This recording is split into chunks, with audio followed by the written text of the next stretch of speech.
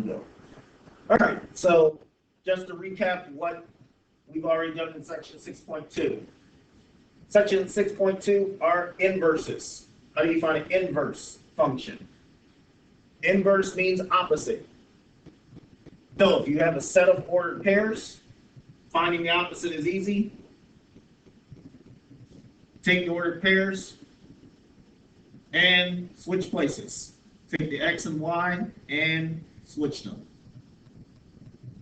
Take the x's and the y's and switch them. If you have a function, then we follow a four-step process. Replace f of x with y. Switch the x and y variables. Solve the equation for y. And then take y out of the problem and put it into inverse notation. So we did 4 examples of that on Tuesday.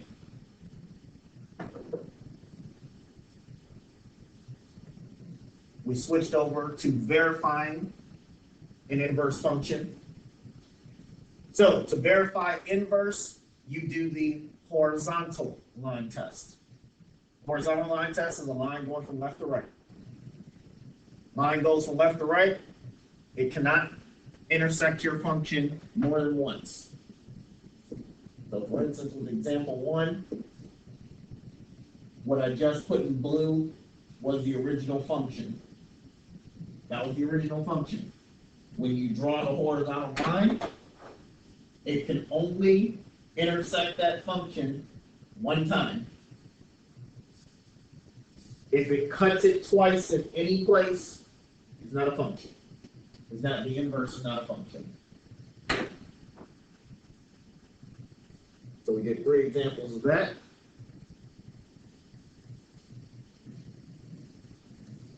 And the last example that we took care of on Tuesday is how do we verify it algebraically. So algebraically, to verify that 2 functions are inverses, one of them will be named f, one is named g. Take the g function, plug it into the f function, and you must get an answer back of x. If you don't, it's automatically not a function. They're automatically not inverses. If it works, plugging g into f, then you turn around and plug f into g. You must do it both times, and you must get an answer of x both times. So if one fails, the whole problem fails. Both of them have to work. So with example 4, we did it the 2 times, and they both worked. So they were inverses. With our last example, example 5, we're going to do the exact same thing. So not only are we verifying inverses, we're also reviewing function composition. Reviewing for function composition. So, any questions on where we've been before we finish off example 5?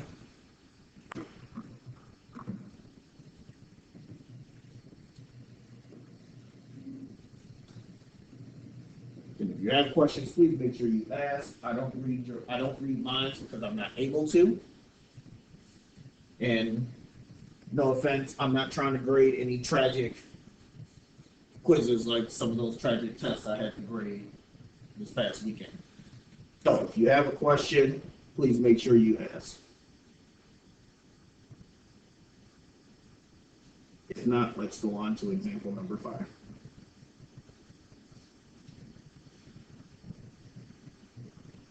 So example 5, the same rules apply. We're given 2 functions, 2x minus 1 and x plus 1 over 2. We have to verify that they are inverses. We have to verify that they are inverses.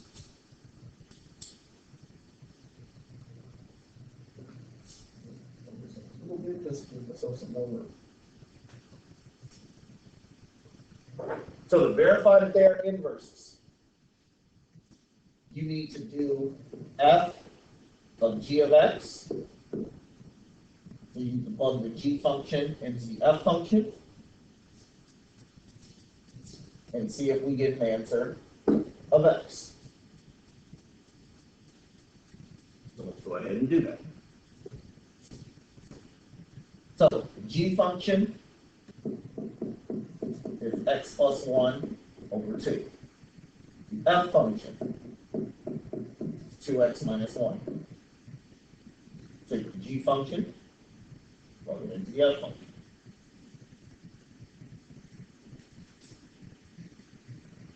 So that would give you 2 times x plus 1 over 2 minus 1.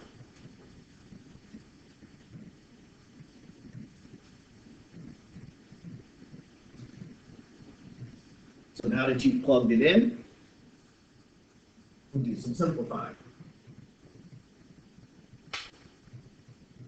So 2 sitting on the outside, put that over 1. That allows us to cross cancel the 2's.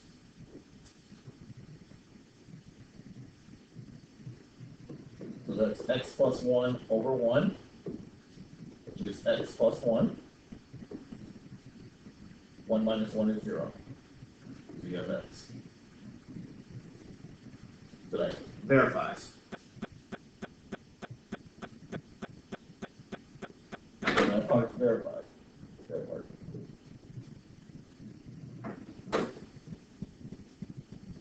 Any questions on simplifying?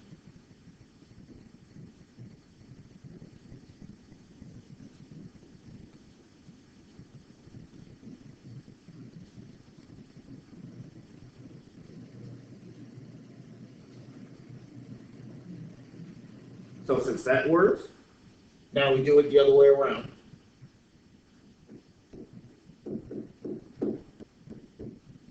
Now we take the f function and plug it into the g function. See if we get an answer of x. Those same rules apply. Take the f function, plug it into the g function.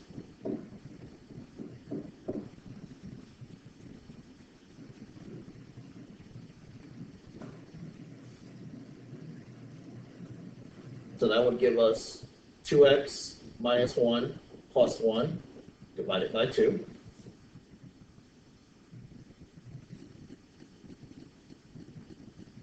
Do a little simplifying. If you look at the top of the fraction, negative 1 plus 1 is 0. So you're left with 2x. 2x divided by 2. 2's drop out. Then x.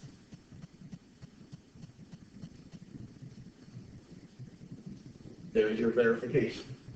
Both parts were x. Both parts are verified. The answer is yes, they are inverses.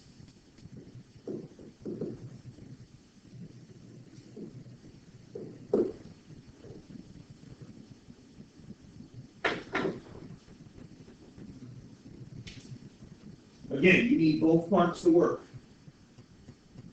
You need both parts to work. If one fails, the whole problem fails. If one fails, the whole problem fails. Any questions, example 5?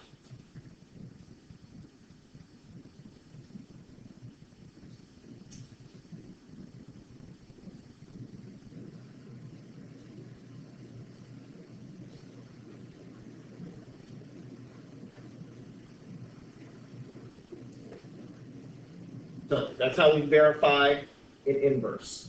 That's how we verify inverses. We can verify them graphically with the horizontal line test, or we can verify it algebraically with the function compositions. So we can do it both ways.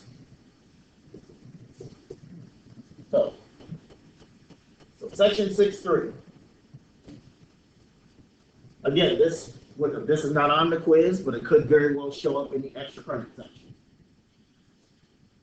So a square root function, we're going to focus on how to go about graphing it.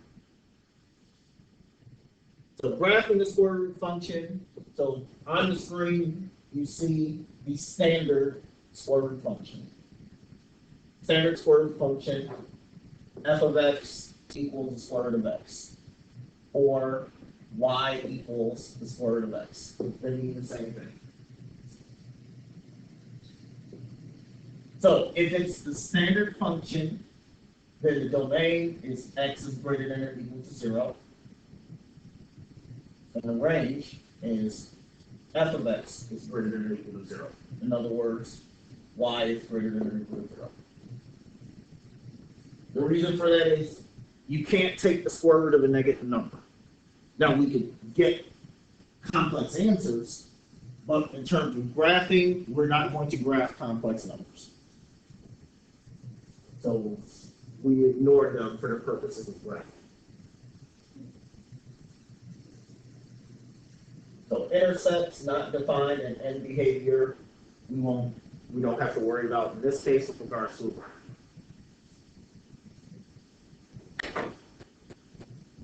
The two things that we are going to be paying attention to are domain and range.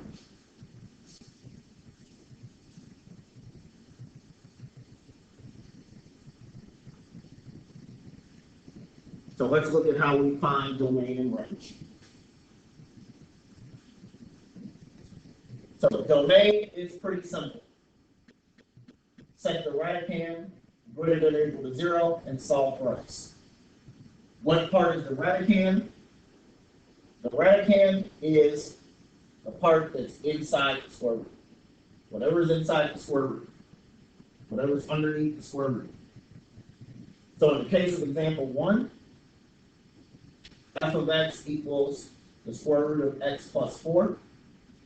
So you're going to take the part that's underneath the square root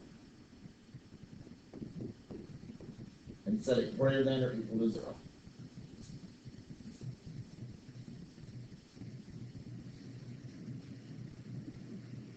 Now, of course, after you do that, you're going to solve it. Which solving that is simple. Subtract 4 on both sides, so x is greater than or equal to negative 4. So that is your domain. Your domain for that function are all of the numbers that are greater than or equal to negative 4.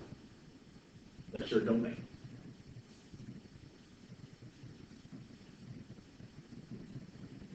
Any questions so far?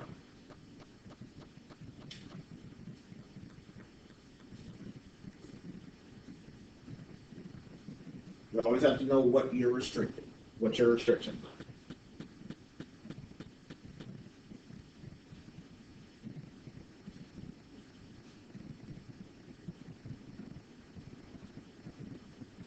are. All right then, and the range.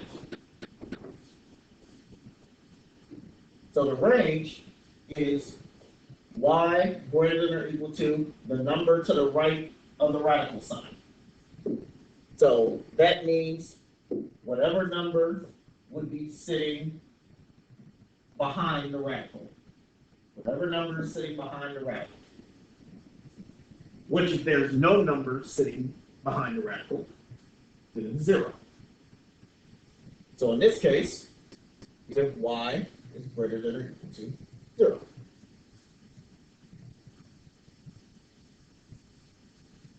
There's no number there, it's 0.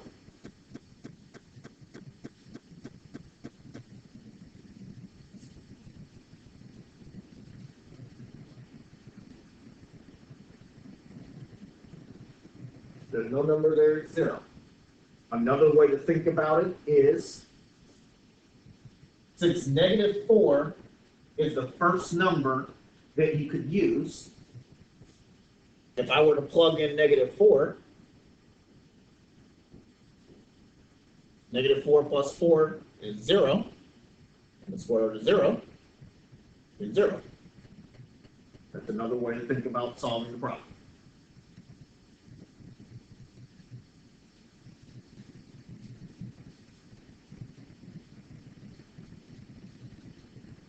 There's two ways you can find the range.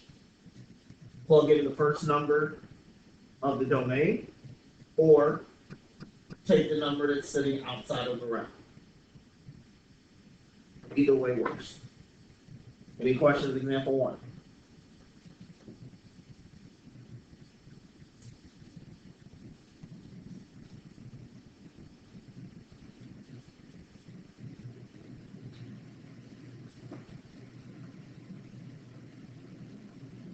Again, it's not hard, but you do have to know what the individual parts mean.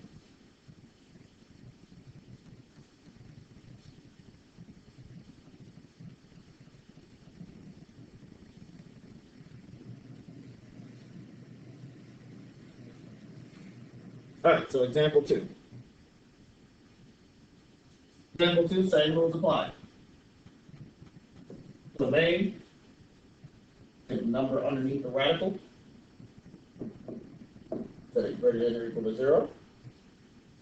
So x is greater than or equal to 6.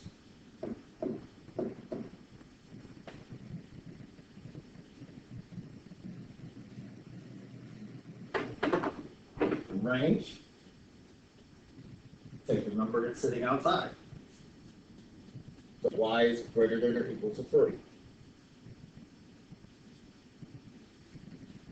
If you forget that it's just the number outside, then take 6, plug it back into the function. 6 minus 6 is 0. Square root of 0 is 0. 0 plus 3, 3.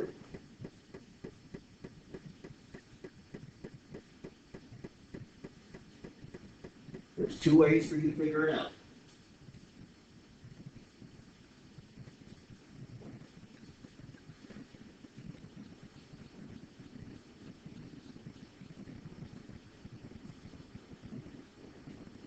So let's do example 3. So example 3. What's different about example 3 that wasn't present in the other two problems? There's one big glaring difference.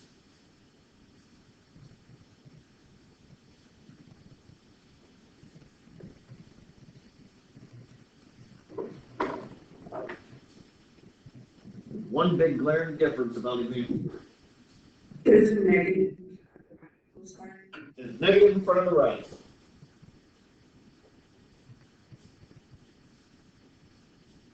So that negative is going to affect the range.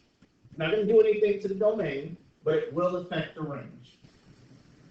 So let's get the domain out of the way.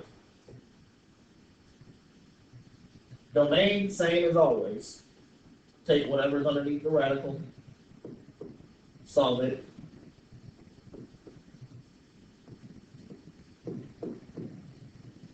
So nothing changes there.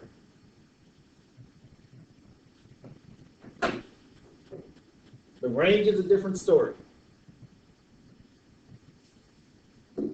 So for the range,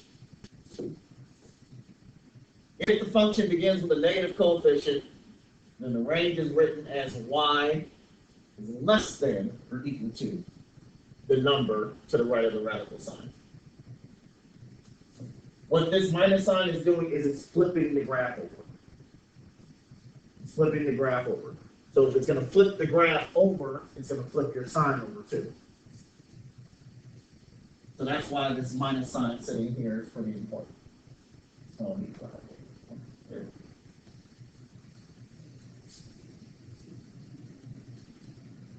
So the range, in this case, since you have a negative coefficient, is y is less than or equal to negative 4.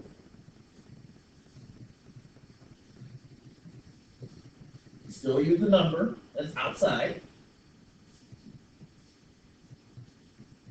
but the sign flips because of the negative coefficient.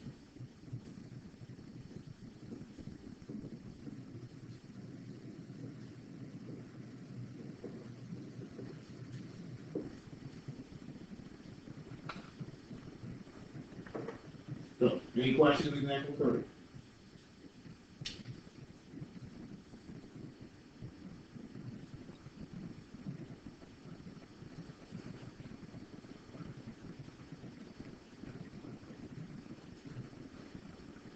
Yeah, always pay attention to the particulars.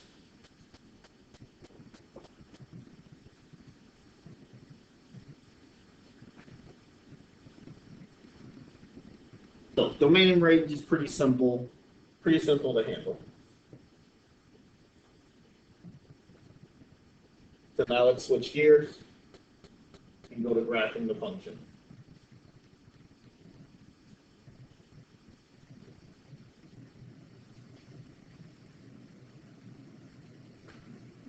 Switch gears and graph.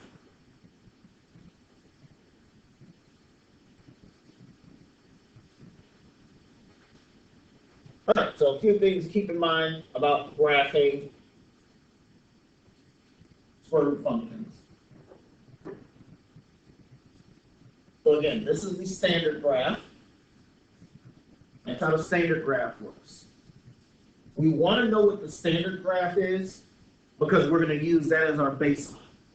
We're going to use that as our template. So the basic table for a square root function.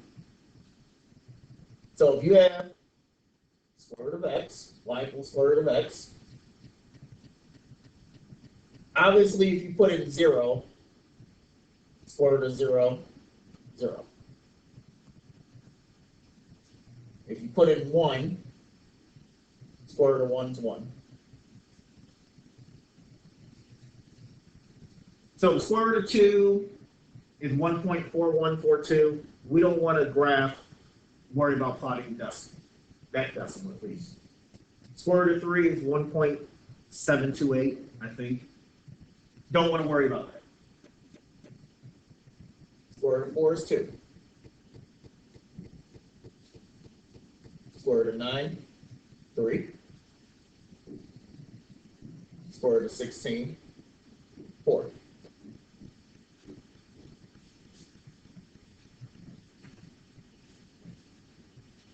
So this is our basic table. So we're going to graph our basic table.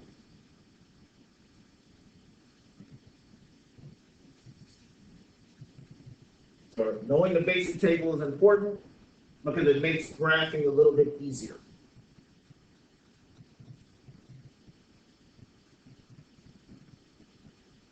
So how we go about graphing is very simple. First step is to sketch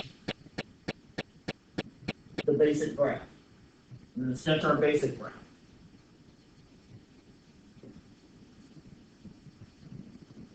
And then the next step is to translate the graph.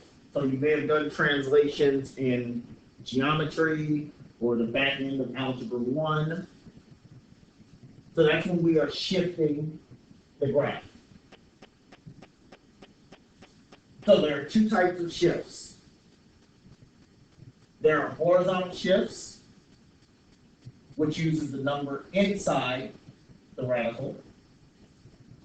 And there are vertical shifts. It uses the number outside the radical.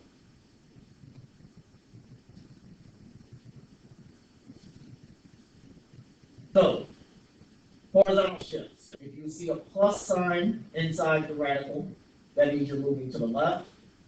If you see a minus sign, you're moving to the right.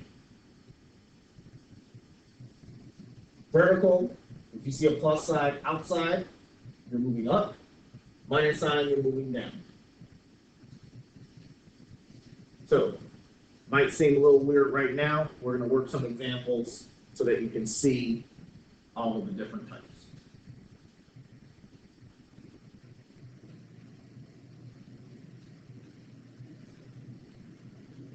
So let's start with example 1.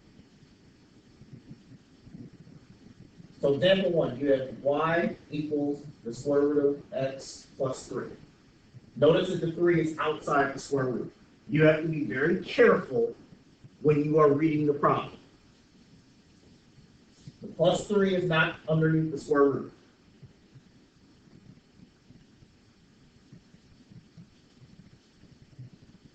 So domain and range, we can take care of those pretty easily.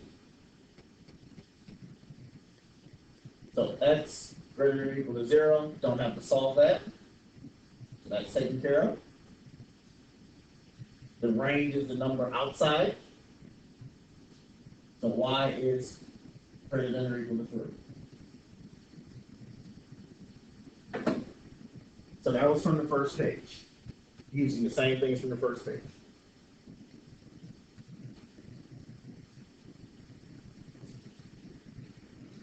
Horizontal shift and vertical shift uses our new concepts from up above.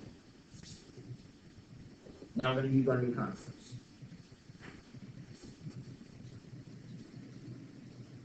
So here's our basic graph. So y equals the square root of x is the standard.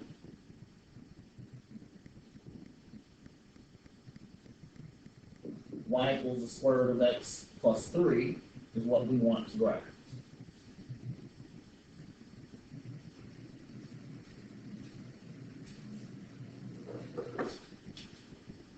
So first we look for horizontal shift.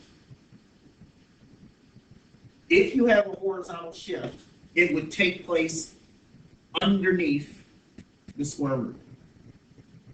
You would have another number in there. Notice that you don't. There's nothing underneath the square root other than x. So there's no horizontal shift. If there was, there would be another number in there.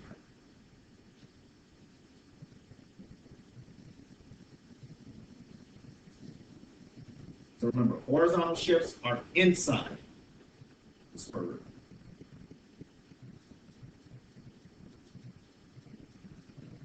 Vertical shifts are outside the square root.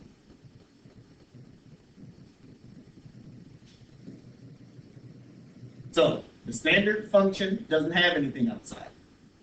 Your function has plus 3. So plus means go up, so you're going to be going up the units.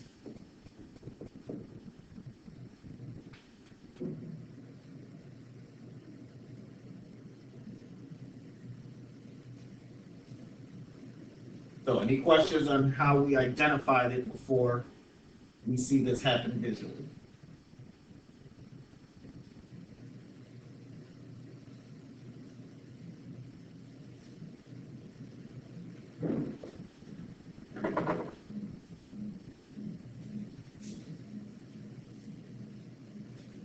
All right, so let's make this happen. So the first thing you put on the graph is a standard graph. So you graph the standard table. So that's 0, 0, 1, 1, 4, 2, and 9, 3. We're not going to get 16, 4 on there, and we're not going to worry about it. That's the standard graph.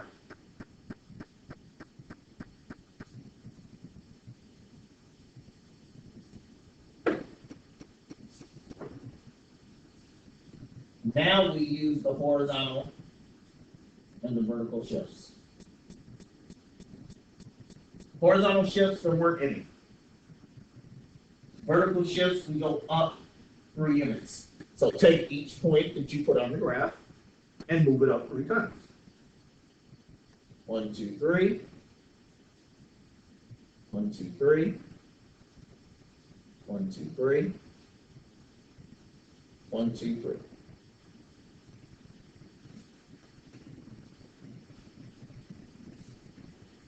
There's your new graph.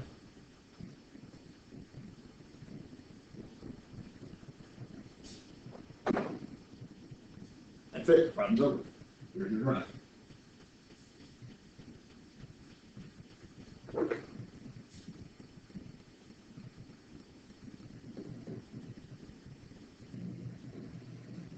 So when you are drawing your graphs, Once you finish using the standard graph, you can erase it if you choose to. If you choose to put both of them on the graph or leave both of them on the graph, either highlight or point to or put in a different color which one is the actual function. But if you want to erase the standard graph, that's perfectly fine.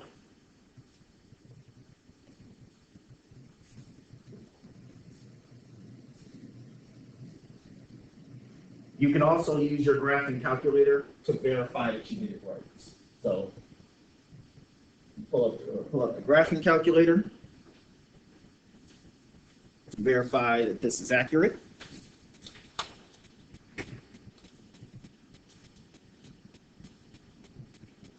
So clear this out of here. So we're going to verify that what happened should have happened. So we're going to type in second x squared, brings up your square root key, type in the x. So that's our standard graph. And then for y2, second x squared, x. Now you have to make sure you use the cursor so that you're not typing underneath the square root. Now for some of your calculators, it will take care of that for you, but make sure that the +3 is not under the square root, because that's not how it was when you started.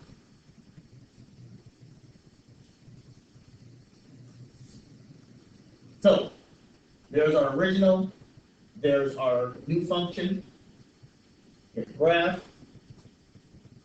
So notice when it graphed it, the blue one is the original, the red line is your new graph.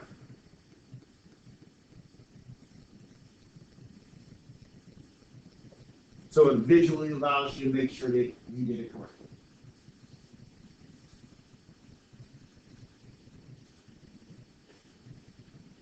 Any questions? Example 1.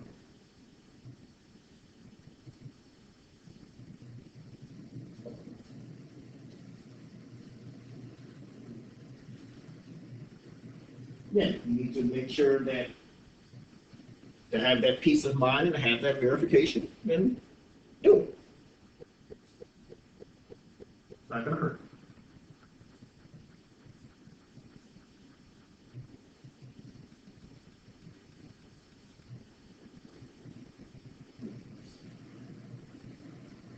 Let's do another one.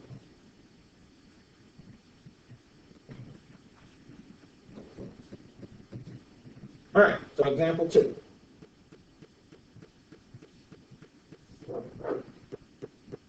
Example 2, you have y equals the square root of x minus 2 plus 5. So domain and range, take care of just like we did at the start. Take the part that was underneath, x minus 2 greater than or equal to 0, so x is greater than or equal to 2.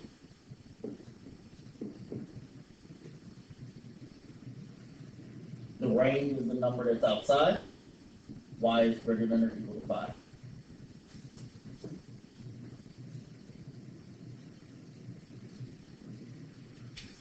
So domain and range, taken care of.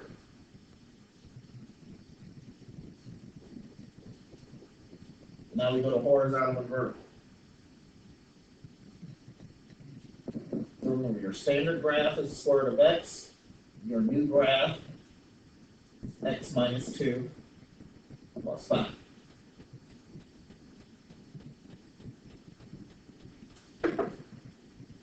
So notice we've got minus 2 inside and plus 5 out.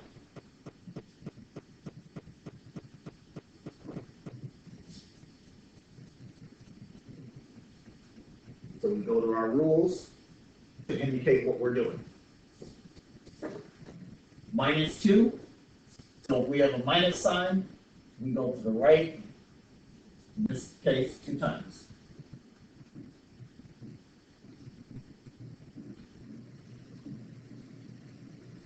Go to the right 2 units.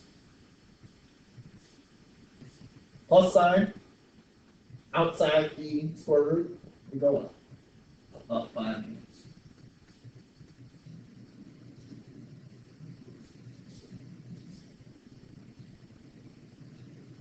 Any questions before we graph example 2?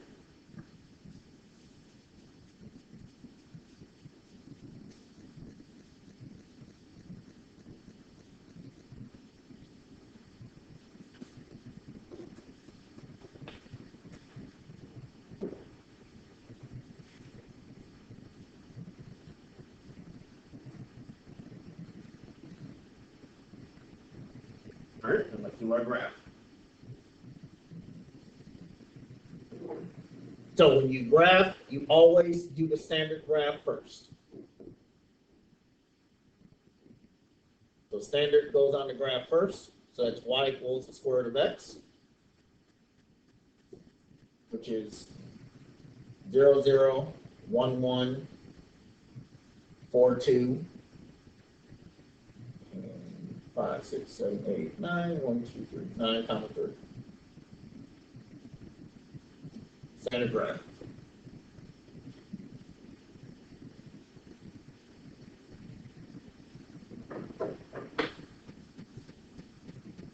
Now we just do our horizontal and vertical shifts. Take each point, move it to the right 2, and go up 1, 2, 3, 4, 5. Right 2, 1, 2, 3, 4, 5. Right 2, 1, 2, 3, 4, 5. Right 2, so I'm off the graph, 1, 2, 3, 4, 5.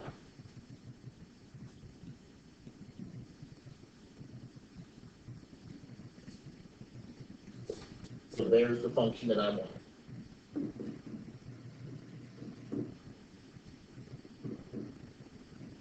So there's the function I wanted. My black graph and the standard graph.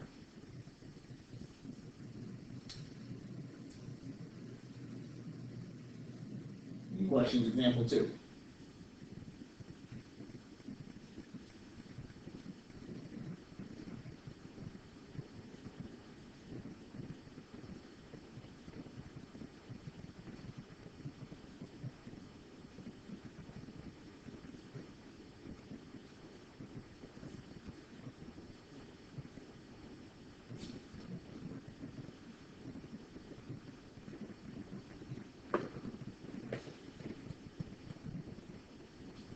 All right, so let's take care of last example. So, last example. What do you notice is different than from examples 1 and 2? What's in the example 3 that's not in examples 1 and 2?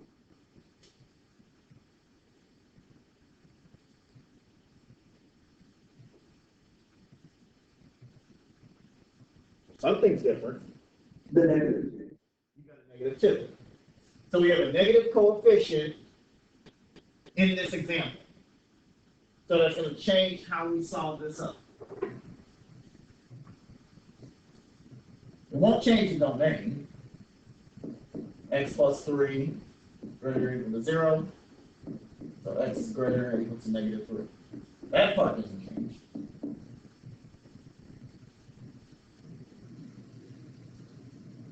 So remember, since you have a negative coefficient, the range is now y is less than or equal to negative 1.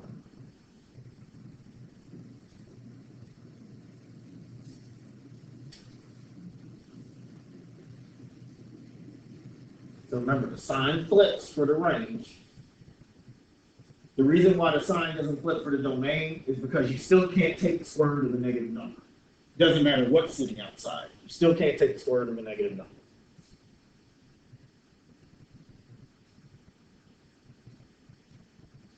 For our purposes of graphs.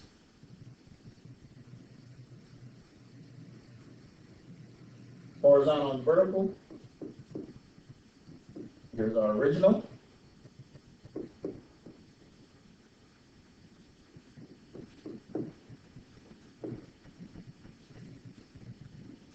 So, the negative 2 does not change anything with horizontal or vertical shift.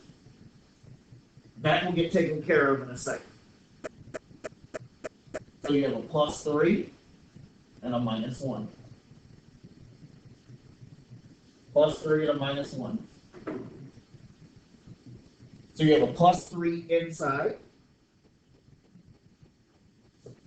So inside plus, so we're going to the left 3 times. Left 3 units. -1 means we're going down 1.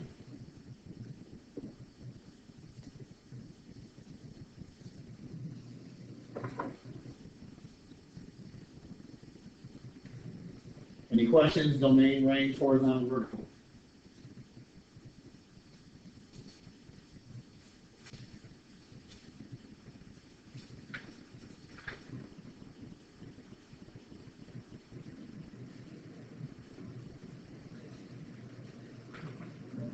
What happens to that? The -2 we take care of when we do the standard graph. Okay. So the number in front doesn't have anything to do with horizontal or vertical.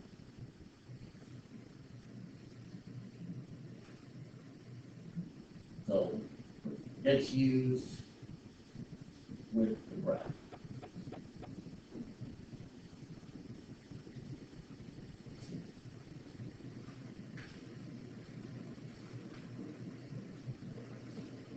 So let's go ahead and do that.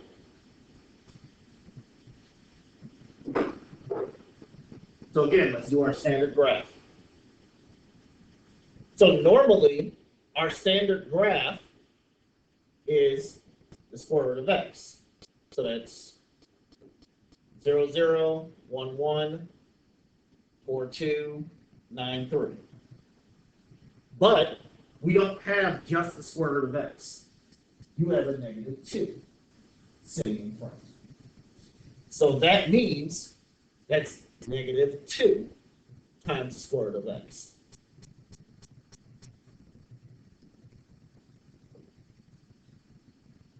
So you're going to still plug in those same numbers, but you're going to end up multiplying it times -2. So if you put in 0, the square root of 0 is 0. 0 times -2 is still 0. So the first one doesn't change.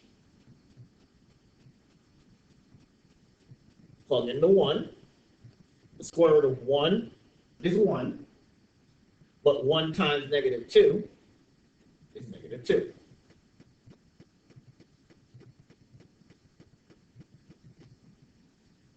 For the 4, the square root of 4 is 2. 2 times -2 is -4.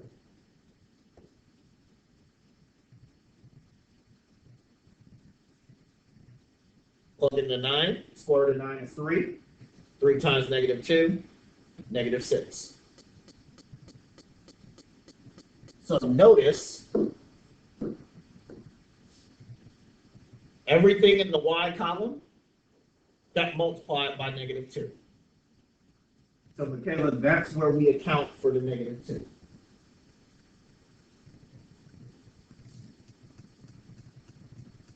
Any questions before we continue?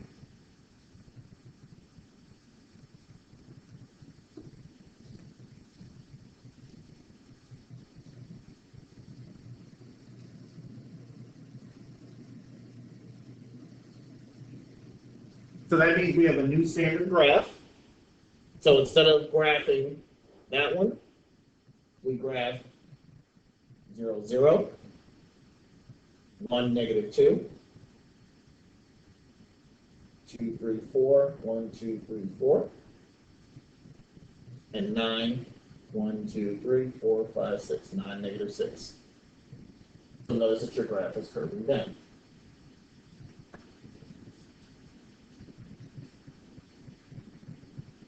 If you have a negative coefficient, your graph is going to curve down.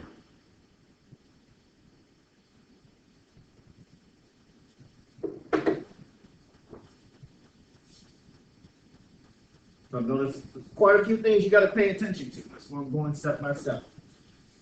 Now, Go to the left 3, go down 1. Left 3, down 1. Left 3, down 1. Left 3, down 1. Left 3, down 1. There's your new graph.